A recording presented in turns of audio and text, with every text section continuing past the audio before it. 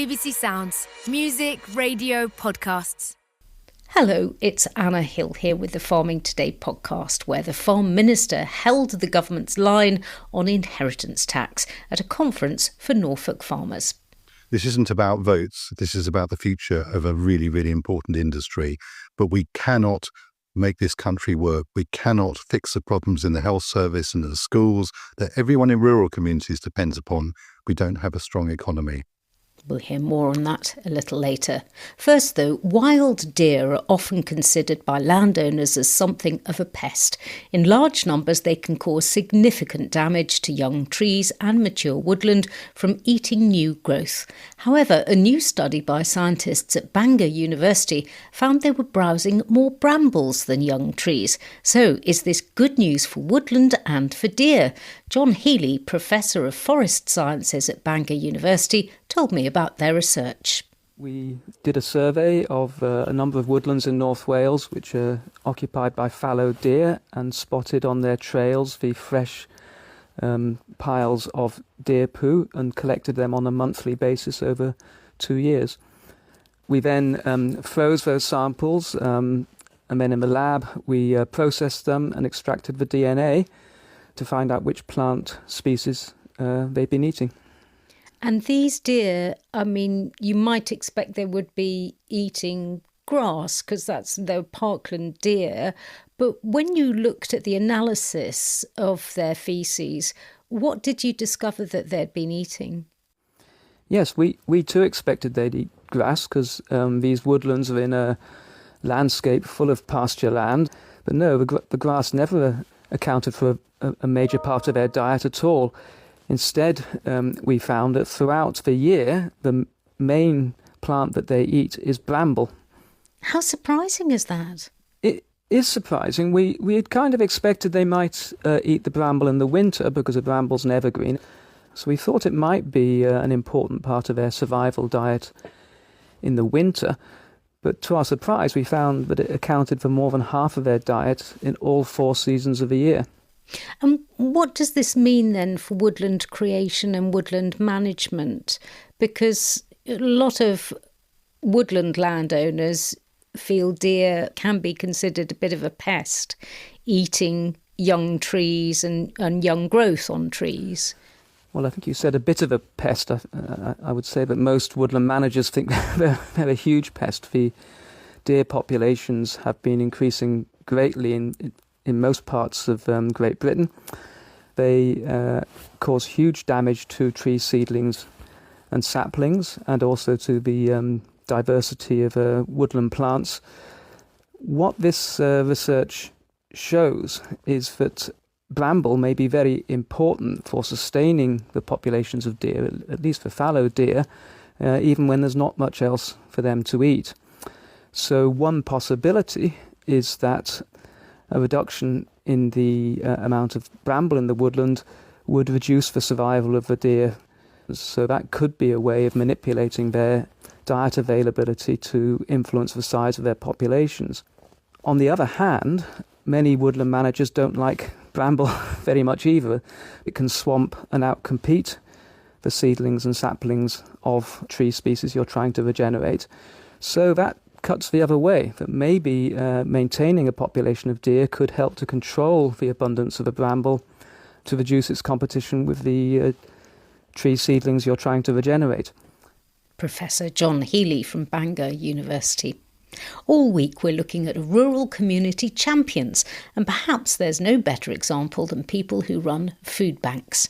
But running one in a rural area can present major challenges. Our reporter Howard Shannon has been to meet Katie Mendes-Day and Des Ashton at Uttlesford Food Bank in Essex. Now, looking around here, it's as you'd expect. There are metal shelves with the green trays inside them and all of the, not just food, but also toiletries and cosmetics. Where is all this coming from? The vast majority of our stock comes from the generous public. We're very fortunate in that we have quite a few relatively large supermarkets around Uttlesford, and we have donation points in each of those. During the year, for example, harvest, we do get quite a lot of local farmers contacting us to see if we can make use of any of their surplus crops. We also have financial support from some of our farmers. We had a wonderful event taking place just before Christmas when a lot of the farming community got their tractors together and put a lot of Christmas lights on them. It was quite a sight to behold, and it was incredible, and they actually made a pretty good amount of money for us. We were very grateful. It basically paid for Christmas. How does it make you feel when you walk away from a house and you've made a delivery and you know you've made a difference to that family? A mix of emotions. It feels very rewarding to have seen, I suppose, a way to help those individuals in their time of need. At the same time, there's often a sense of frustration that people have found themselves in this situation, that somehow the system or their community hasn't quite been in the right place at the right time to stop them needing a food parcel. So it's a real mix of emotions. What I enjoy is the conversations that you have on the doorstep. Sometimes we might be the only person that individual sees. And so to have that conversation, to have that human contact is rewarding on both sides. Now, Des, I noticed at the bottom of your warehouse here, there's a lady sitting in a room who I think is your volunteer coordinator. Yes, this is Leslie, who is one of our very long-standing volunteers. So, Leslie, it's lovely to meet you. Do you have enough volunteers for the Uttlesford Food Bank? Yeah, we have a waiting list of volunteers. You have a waiting list, yeah. Really? Yeah. Are any of the local farmers, are they volunteers as well? Yeah, we do have some local farmers as volunteers here. I think people who are passionate about volunteering will manage to fit it in. If they really want to do it, they find time to help us. Katie, if I said people will see you and Des and all of your volunteers as rural community champions in what you're doing, how do you react to that and how do you feel? We don't do it because we want to be champions or we want to be perceived as champions. We do feel incredibly strongly about our community, and we also feel very strongly that we live in a district where the problem of poverty is really hidden. We are a rural district with lots of small communities. Everybody knows each other. We live in what's perceived as an affluent area. I understand that is quite often a challenge that rural food banks face, is that there's that assumption that everybody is pretty well off, and that's absolutely not the case, and that just perpetuates that fear, that stigma, and the silence. We like to think of ourselves as advocating. We're championing the cause, we're championing our clients and giving voice to those that wouldn't necessarily feel able to have a voice or do have a voice and are just not being listened to. Katie Mendes-Day from Uttlesford Food Bank in Essex. As we reported yesterday, farmers have vowed to continue protesting at the government's decision to implement inheritance tax on their businesses. The rate at which they're taxed is half that of other businesses, 20%, but farmers still say many of them will have to sell up to pay it. The government continues to point out that the money raised, $500 million in the first year, is necessary to support public funds. Speaking yesterday at the Norfolk Farming Conference, the Farm Minister Daniel Zeichner said the government is trying to help farmers become more profitable and that they must take up new opportunities to secure their businesses. Mr. Zeichner didn't specifically talk about inheritance tax in his speech. In a question, one of the delegates said the government should take into account how much farming contributes to the country's economy, saying that barley enables a drinks industry which is worth billions of pounds. I think it is important that you remember and you go back and tell Rachel Reeves that every time we're being encouraged to invest in our businesses, she's clawing 20% of that back off me. I'm sitting there looking at my children and saying, why should I develop that barn, start another business, if she's going to take a 20% tax after I've paid all my normal taxes on the way? It's just not sustainable for you. You're not encouraging us. And yet you're sitting there taking huge returns out of our prompt pining for you. Well, I later asked delegates what they thought of the Farm Minister's comments. I think there's a nervousness generally across farming about this continual squeeze. You can drive efficiency as much as you can, but if ultimately, the pips squeak too hard, then things collapse. And I think that is perhaps where it's getting to. I think he's uninformed. I think there were a few pertinent questions that highlighted the issues from our side, and it just seems to be an ignorance of understanding about the realities of life, really. It's a closed discussion. Nobody wants to discuss it in government or have a proper consultation about how we as an industry might be able to pay more tax if there's some considered view about how to do so, rather than just instant imposition of 20% of capital value when we're not making any money anyway. But he says if farmers make money, then that'll be fine. Well, are we going to break with sort of market trends and letting the market take over as what we do with our retail supply chain in order to provide best value for the consumer? No, we're not.